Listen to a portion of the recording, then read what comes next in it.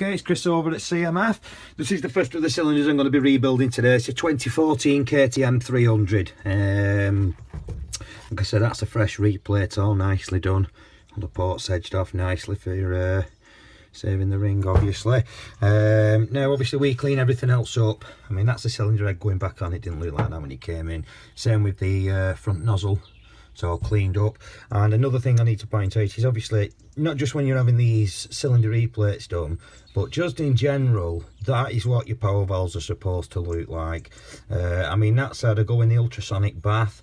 We've gently gone round it with a blade, scraped off any old flakes of carbon, what have you, and then obviously give it a nice little polish up with some fine sandpaper. I mean, obviously you don't want to be taking any metal off, otherwise you'll have rattly power valves, but on a serious note, your power valves should always be this clean, because the last thing you want obviously is any carbon flaking off, not just knackering a new fresh replate up, but just knackering your piston and barrel up in general. I mean, back in the day when I used to ride my KX125, back in the late 90s, I mean, I used to take my power valves out every fortnight, give them all a good clean up, assess my rod, new head gaskets, new base gaskets, what have you.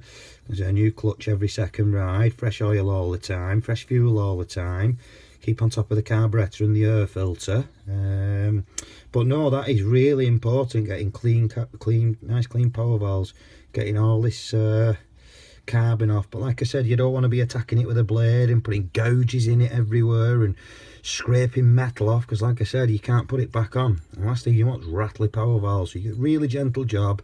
Like I said, we have an ultrasonic cleaner which kind of breaks the best of it up, and then the rest of it is gently done. You can say I'm very good at what I do, no gouges in my stuff, but take your time, and that is what your power valve should look like every time.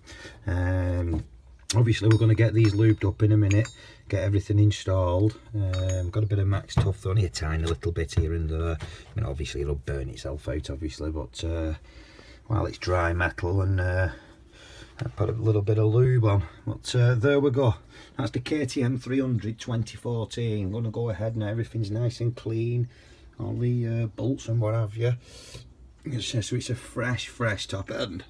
Now we will be supplying a piston, little end and top gasket set for this, so obviously we'll be getting a Wasner piston, Wasner little end, a Athena gaskets, and then it'll be going out in the post on Tuesday. It'll be a day after the bank holiday, but the first time I can get this out. Well, there we go, KTM 300 2014 cylinder replate.